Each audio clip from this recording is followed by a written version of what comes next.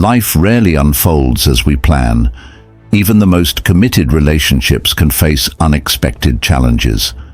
Today, we're exploring a phenomenon that's whispered about in private conversations, but rarely examined with genuine curiosity and compassion. Why do some married women who have built lives, shared memories, and created families with their partners, risk everything for a relationship with a younger man? This isn't about passing judgment or reinforcing stereotypes. It's about understanding the complexity of human desire, commitment, and the search for meaning. And to guide us through this labyrinth of emotion and choice, we'll turn to Stoicism, a philosophical tradition that has helped people navigate ethical crossroads for over 2,000 years. If you are distressed by anything external, the pain is not due to the thing itself, but to your estimate of it. Marcus Aurelius. Make the best use of what is in your power, and take the rest as it happens. Epictetus. We suffer more often in imagination than in reality. Seneca.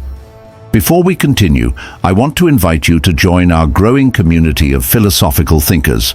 Hit subscribe and tap the notification bell. This conversation may challenge your assumptions, and as the Stoics would tell us, that's precisely where growth begins. Part 1. The reality behind the headlines. The tabloids love a scandal. The younger man, the established woman, the broken marriage, it makes for compelling headlines. But behind these sensationalized stories are real people making complex choices. Let's start by examining what research tells us. According to relationship studies, approximately 15 to 20% of married women will have an extramarital affair at some point. When these affairs involve significantly younger men, specific patterns emerge that deserve our attention. Graph animation showing increasing trends in age gap relationships. But statistics only tell us what happens, not why it happens. To understand the why, we need to look deeper into human psychology and the unique pressures women face as they navigate different life stages. In anonymous interviews we conducted for this video, women who had experienced this situation shared insights that went far beyond the stereotypical narratives. Text overlays with voice actors reading quotes, B-roll of women in contemplative settings. After 20 years of putting everyone else first, my husband, my children, my aging parents, I felt invisible. When this younger colleague actually saw me, not as a wife or mother, but as a woman with thoughts and desires, it awakened something I thought had died. Anonymous. My husband and I had become excellent roommates and co-parents, but somewhere along the way we stopped being lovers or even friends. The passion with a younger man wasn't just about physical attraction, it was about feeling alive again. The age difference wasn't what attracted me. It was his curiosity about life, his willingness to question everything. My husband had become so settled in his ways that conversation had become predictable. I was intellectually starving. These testimonials reveal patterns that go beyond mere physical attraction or the cliché of a midlife crisis. They speak to fundamental human needs, to be seen, to feel connected, to experience growth, and to find meaning. But understanding these needs doesn't automatically justify acting on them in ways that breach commitments and cause harm. This is where Stoic philosophy offers valuable perspective. Part 2. The forgotten self. For many women, marriage and family life can lead to what psychologists call identity foreclosure, the gradual surrendering of personal identity to fulfill roles expected by others. This isn't unique to women, but research suggests women are more susceptible to losing their sense of self within relationships. The constant emotional labor, the mental load of managing household details, the societal pressure to nurture others often leaves little space for personal development. As time passes, many women report feeling increasingly distant from the vibrant, ambitious, curious person they once were. The dreams deferred, the opportunities missed, the paths not taken. These create a fertile ground for what psychologists call life regret. When a younger man enters this picture, someone who sees not who she has become, but who she might have been, it creates a powerful emotional alchemy. The neurochemistry of new attraction is well documented. The brain releases a cocktail of chemicals including dopamine, norepinephrine, and serotonin that create feelings similar to euphoria. This biological response doesn't discriminate based on marital status or age. It's a primal human experience. But here's where it gets interesting. Studies show that women in midlife experience these neurochemical responses with particular intensity, especially during perimenopause, when hormonal fluctuations can amplify emotional experiences. The Stoics, despite living centuries before modern neuroscience, understood this interplay between body and mind. They wouldn't dismiss these feelings as meaningless, but they would caution against allowing them to dictate our actions without reflection. Part 3. The Stoic Lens. The Stoic philosophers, Zeno, Epictetus, Seneca, and Marcus Aurelius among them, developed a sophisticated understanding of human psychology and ethics. Their insights remain remarkably relevant to our modern dilemmas. Central to Stoicism is the distinction between what we can control and what we cannot. Our thoughts, judgments, and actions are within our control. The actions of others, including our spouses, are not. Epictetus, who began life as a slave before becoming a respected philosopher, put it this way: "Some things are within our power, while others are not. Within our power are opinion, motivation, desire, aversion, and, in a word, whatever is of our own doing. Not within our power are our body, our property, reputation, office, and, in a word, whatever is not of our own doing." This distinction is crucial when examining the impulse to pursue a relationship outside marriage. The feelings themselves, attraction, desire, even love, may arise unbidden. But how we interpret these feelings and whether we act on them remains firmly within our control. Marcus Aurelius, the philosopher-emperor who ruled Rome while writing his personal meditations, would urge us to examine our impressions before acting on them. When you wake up in the morning, tell yourself, "The people I deal with today will be meddling, ungrateful, arrogant, dishonest, jealous, and surly. They are like this because they can't tell good from evil. But I have seen the beauty of good and the ugliness of evil, and have recognized that the wrongdoer has a nature related to my own." While not directly addressing marital fidelity, this passage highlights the Stoic practice of morning reflection, preparing oneself to face challenges with virtue and rationality rather than reactive emotion. Applied to our topic, this might mean acknowledging feelings of attraction or dissatisfaction, but then asking deeper questions. What need is this attraction actually pointing to? Is this about the specific person or what they represent? How might I address my unmet needs without compromising my integrity? What virtues am I called to practice in this moment? Seneca, who served as advisor to Emperor Nero, wrote extensively about the relationship between pleasure and virtue. The greatest obstacle to living is expectancy, which hangs upon tomorrow and loses today. The whole future lies in uncertainty. Live immediately. This might seem to support living in the moment and following passion wherever it leads, but that would be a misreading of Stoic teaching. For the Stoics, living immediately meant engaging fully with the present moment's opportunity to exercise virtue, not to indulge every impulse. The Stoics were particularly concerned with consequences, not just immediate consequences, but the ripple effects of our actions through time and across relationships. When we make decisions that affect our marriages, We're not just choosing for ourselves.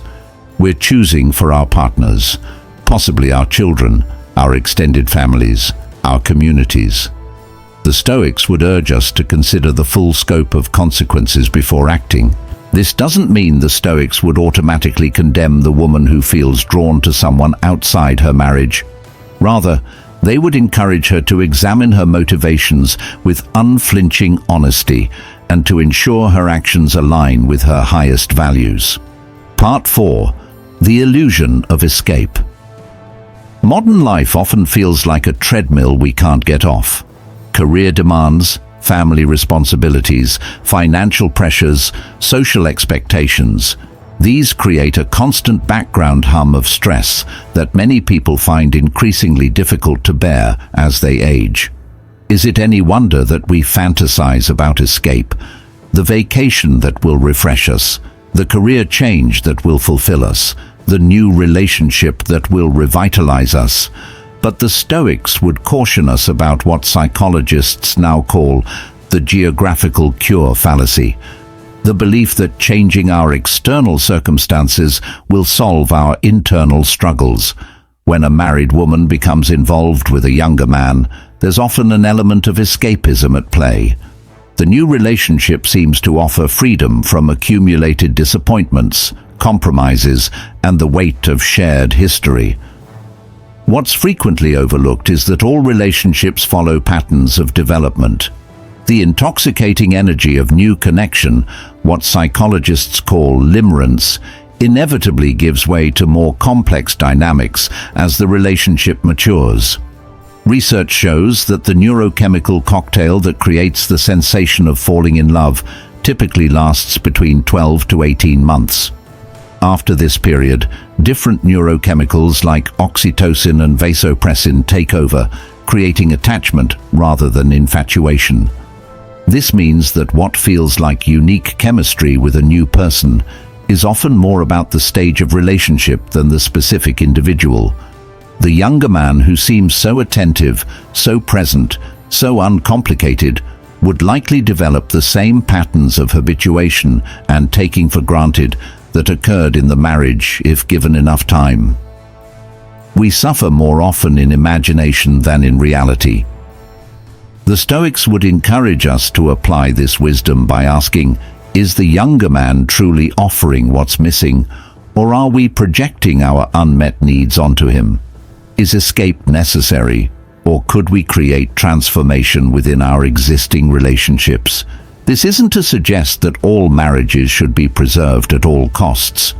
Sometimes growth requires separation, but the Stoic approach would be to make this decision from a place of wisdom rather than reaction, to choose consciously rather than to be driven by emotion.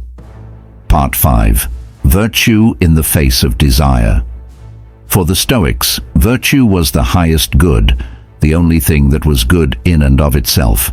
They recognized 4 cardinal virtues: wisdom, Sophia, the ability to navigate complex situations with clarity; courage, Andrea, facing difficulty with fortitude rather than avoidance; justice, Dikaiosini, treating others with fairness and respect; temperance, Sophrosini, exercising moderation and self-discipline. When we apply these virtues to the situation of feeling drawn toward a relationship outside marriage, we discover a framework for ethical decision-making that goes beyond simple rules. Wisdom asks us to see clearly what is truly happening here, what needs are unmet, what would various choices mean for all involved. Courage calls us to face difficult emotions and conversations rather than seeking escape. It might mean having the hard conversation with your spouse about dissatisfaction rather than channeling that energy into a new relationship. Justice reminds us of our obligations to others, the commitments we've made, and the trust others have placed in us. It doesn't demand staying in harmful situations, but it does require honoring others through honesty. Temperance counsels moderation in all things, including our reactions to powerful emotions. It suggests that we can acknowledge desire without being controlled by it. Marcus Aurelius wrote in his personal journal, "The soul becomes dyed with the color of its thoughts." When we repeatedly indulge thoughts of dissatisfaction or fantasies of escape, we begin to see our existing relationships through an increasingly negative lens. Conversely, when we practice gratitude and presence, we often discover value we had overlooked. This doesn't mean ignoring genuine problems, but it does suggest that how we think about our situations shapes our experience of them. The space between stimulus and response is where our freedom lies. When attraction to someone outside the marriage arises, we have choices about how to interpret and act on that attraction. Epictetus would remind us, first say to yourself what you would be, and then do what you have to do. If you value honesty, speak truthfully about your feelings, perhaps with a therapist first, then with your partner. If you value commitment, channel the energy of new attraction into renewing your primary relationship. If you truly believe your highest growth requires ending your marriage, do so with integrity before beginning a new relationship. The Stoic approach isn't about suppressing desire or living by rigid rules. It's about aligning our actions with our deepest values rather than being driven by momentary emotions. Part 6. The Midlife Crucible. Psychologist Carl Jung described midlife as a critical turning point, a time when many people experience a profound identity shift. What once motivated us no longer does. What once seemed unimportant suddenly feels essential. For many women, this transition coincides with significant biological changes during perimenopause and menopause. Fluctuating hormones can influence mood, energy, sleep, and yes, libido and desire. This period often brings external changes as well: children leaving home, parents aging and requiring care, career plateaus or transitions. The ground shifts beneath our feet, just as we're questioning who we are. Is it any wonder that during this tumultuous time, the attention of someone who sees us with fresh eyes can feel like a lifeline? The younger man in this scenario is often not just a romantic interest, but a catalyst, a mirror reflecting possibilities we thought were lost to time. The Stoics, who studied human nature deeply, would recognize this pattern. They wouldn't condemn the feelings themselves, but they would encourage us to use them as information rather than marching orders. It's not what happens to you, but how you react to it that matters. What if these feelings of attraction and awakening were treated not as a directive to pursue the specific person, but as important data about unmet needs?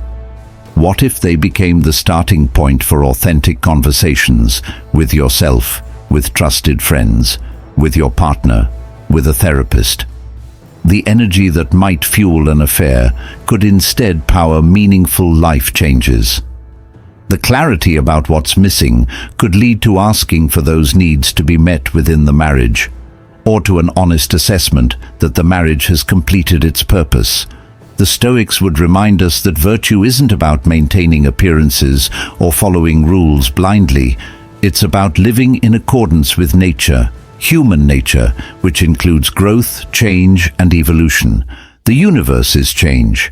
Our life is what our thoughts make it. Sometimes the most virtuous path is revitalizing an existing commitment. Sometimes it's ending that commitment with honesty before beginning a new chapter. What the Stoics would counsel against is living in contradiction, saying one thing while doing another. Integrity, the alignment of our values, words, and actions, creates the foundation for genuine happiness, according to Stoic philosophy. Part 7. Practical wisdom for navigating desire. The Stoics weren't just theorists, they were practitioners who developed specific techniques for navigating complex human experiences. Let's explore how these ancient practices might help women facing attraction outside marriage. 1. The view from above. Imagine floating up from your current situation, seeing it from increasingly distant perspectives. from the ceiling, from the clouds, from space. How significant does this attraction appear from these expanded viewpoints? How might it look 5 years from now? This practice helps contextualize intense emotions within the broader landscape of life, reducing their seeming urgency. 2. Negative visualization. Imagine having already acted on the attraction and living with the consequences, the pain caused to your partner, the potential impact on children or family, the practical realities of separation, the uncertainty of the new relationship. This isn't about catastrophizing, but about seeing clearly the potential costs of choices before making them. 3. Role reversal. Imagine yourself in your partner's position. How would you want to be treated if the situations were reversed? What would constitute ethical behavior from your perspective? This practice develops empathy and helps ensure our actions reflect our values around how humans should treat one another. 4. Values. Clarification. Take time to identify and prioritize your core values. Does the contemplated action align with these values? Is there another way to honor what's emerging within you that better aligns with your deepest principles? This practice helps ensure momentary desires don't override enduring commitments to what matters most. Beyond these Stoic practices, modern psychology offers additional tools. Seek professional support. A skilled therapist can provide a safe space to explore complex feelings before acting on them. Consider couples therapy. If the attraction signals problems in the marriage, professional help might reveal possibilities for renewal you haven't yet discovered. Develop new interests. Sometimes attraction outside marriage signals a need for novelty and growth that could be channeled into new pursuits. Create boundaries. If the attraction cannot be pursued ethically but also cannot be avoided, such as a workplace connection, establish clear boundaries to protect your commitments. Practice radical honesty. With yourself first, then with others. What is really happening here? What do you truly want? What are you willing to risk or sacrifice? And why? The Stoics would remind us that discomfort is not necessarily something to be avoided.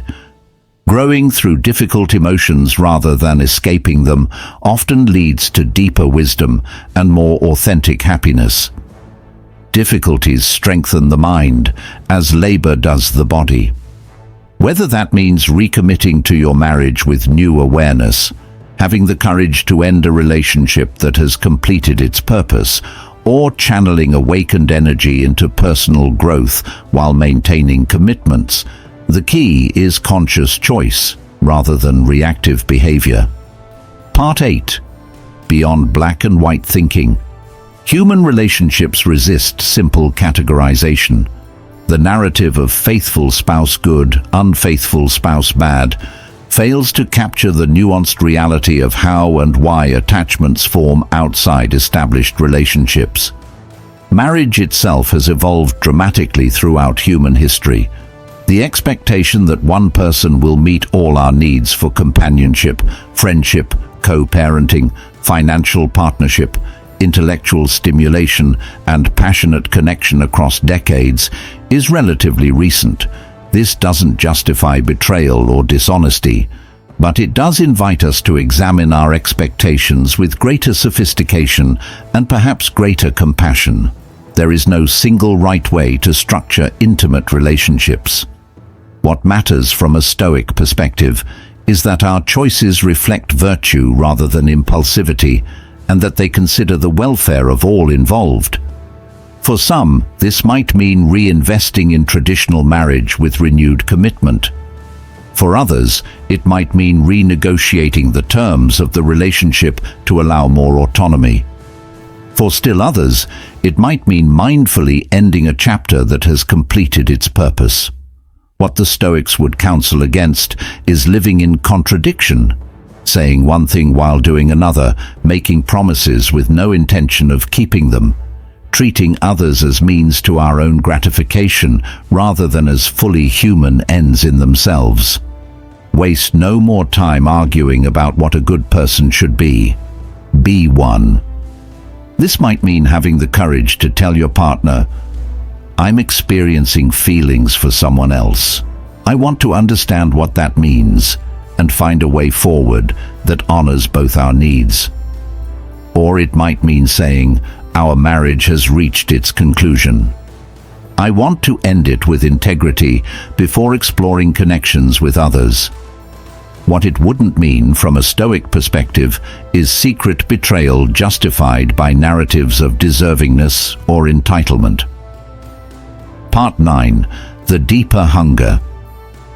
Beneath the specific attraction to a younger man often lies a deeper hunger, not just for romance or physical connection, but for meaning, growth, and authenticity. Psychologist Abraham Maslow described a hierarchy of human needs, with self-actualization, becoming all that one can be, at the top. Many women in midlife report feeling that aspects of themselves have remained undeveloped within their existing relationships.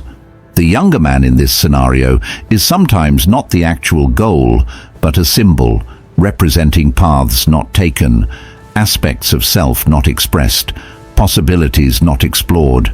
The Stoics, with their emphasis on living in accordance with nature, would recognize this hunger for growth and meaning as fundamentally human. They wouldn't suggest suppressing it, but rather satisfying it in ways aligned with virtue. First, learn the meaning of what you say, and then speak. This might mean having the courage to tell your partner, "There are parts of myself I haven't developed in our life together. I need space to explore who I am and who I might become." Many relationships can accommodate this kind of growth if approached with honesty and care. The attraction outside the marriage becomes not a secret to keep, but important information to process, perhaps even catalyst for mutual evolution. Not all marriages can or should be saved, but all situations can be approached with the wisdom, courage, justice, and temperance that the Stoics prized. The question becomes not just, should I pursue this attraction, but who am I becoming through how I handle this attraction? Am I acting in ways that future me will respect and find worthy? Part 10. Integration and the path forward. Whatever choice a woman makes when facing attraction outside her marriage, the Stoics would emphasize integration, bringing the experience into conscious awareness rather than compartmentalizing or denying it. Psychological health doesn't come from pretending we don't feel what we feel. It comes from acknowledging all parts of our experience and making meaning from them. This integration might happen through reflection, therapy, creative expression, or spiritual practice. The key is moving from reaction to response, from being driven by emotion to being guided by values. For the woman experiencing attraction to a younger man, Stoicism offers neither harsh judgment nor easy permission. Instead, it provides a framework for navigating complexity with wisdom and integrity. Wisdom, seeing clearly what is really happening. Courage, facing difficult emotions and conversations. Justice, treating all involved with fairness and respect. Temperance, responding to desire with moderation rather than extremes.